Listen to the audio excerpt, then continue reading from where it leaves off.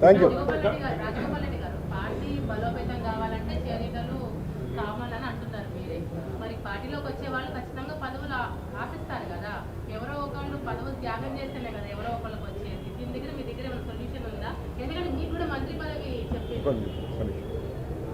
మేము 119 నియోజకవర్గాలు ఉన్నాయి.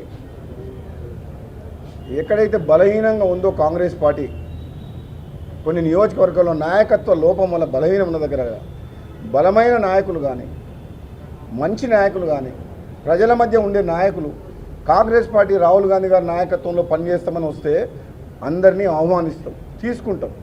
కానీ వాళ్ళని నెత్తిన పెట్టుకొని మా నిజమైన కాంగ్రెస్ పార్టీ కార్యకర్తలకు అన్యాయం చేయలేము.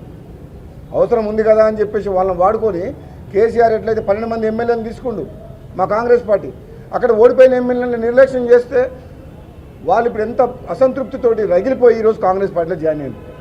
జూపల్లి కృష్ణారావు కావచ్చు, వేముల వీరేశం కావచ్చు, తుమ్మల నాగేశ్వరరావు కావచ్చు, ఓడిపోయినంత మాత్రాన, బలహీనులైనంత మాత్రాన అవమానించడము ఈ కాంగ్రెస్ పార్టీలో ఉండదు.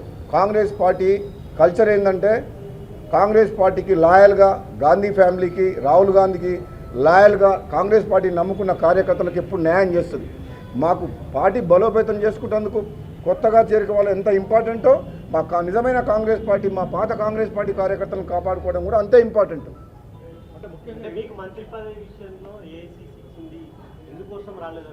కాంగ్రెస్ పార్టీ అధిష్టానము కొన్ని సమీకరణల వల్ల గతంలో నాకు అసెంబ్లీలో ఎన్నికల సందర్భంగా ఇచ్చిన ప్రామిస్ కానీ, పార్లమెంట్ ఎన్నికలు ఇచ్చిన సందర్భంగా కానీ హామీని సరైన సమయంలో నెరవేర్చలేకపోయింది. ఈ మధ్యనే నేను రాహుల్ గాంధీ గారిని కూడా కలిసినాను.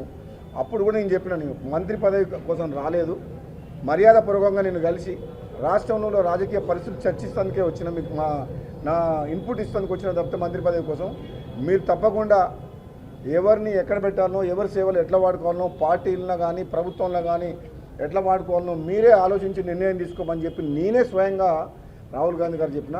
కాబట్టి రాష్ట్రం బాగుండాలి, పార్టీ బాగుండాలి, ప్రభుత్వం మంచి పేరు తెచ్చుకోవాలి, మళ్ళీ మనం అధికారం రావడమే లక్ష్యంగా పనిచేస్తాం తప్పితే మా కాంగ్రెస్ పార్టీ రాహుల్ గాంధీ అధిష్టానం తీసుకునే నిర్ణయాలకు, పదవుల విషయంలోనైనా, పార్టీలో పదవులైనా, ప్రభుత్వంలో ఆయన తీసుకునే నిర్ణయాలకి మేము కట్టుబడి ఉంటానని చెప్పి కూడా తెలియజేస్తున్నాం. Thank you.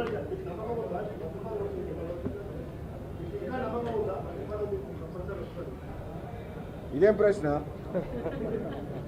ఎవరు చెప్పగలుగుతారు మీకు దీనికి ఆన్సరు? దీనికో కొన్ని ప్రశ్నలకు మేము ఆన్సర్ చెప్పలేము. నేను క్లియర్గా చెప్తున్నా, మా రాహుల్ గాంధీ గారు తీసుకునే నిర్ణయానికి మేమందరం కలిసికట్టుగా పనిచేస్తాము. మాకు ఒకటే లక్ష్యము, మా కాంగ్రెస్ పార్టీని మళ్ళీ అధికారం తీసుకురావాలి, రాహుల్ గాంధీ గారిని ప్రధానమంత్రి చేయడమే లక్ష్యంగా పనిచేస్తాము. ఆ క్రమంలో కాంగ్రెస్ పార్టీ నాయకులకు, కార్యకర్తలకు ఎవరికైనా అన్యాయం జరిగితే పార్టీలో చర్చించి అధిష్టానం దృష్టికి తీసుకుపోయి ఎక్కడైనా సరే పార్టీకి నష్టం జరగకుండా కాపాడుకునే బాధ్యత. 18 అసెంబ్లీలో 6 కలిసి కొట్లాడినప్పుడు మీ ఇద్దరం కూడా కీలక పాత్ర పోషించిన రోజు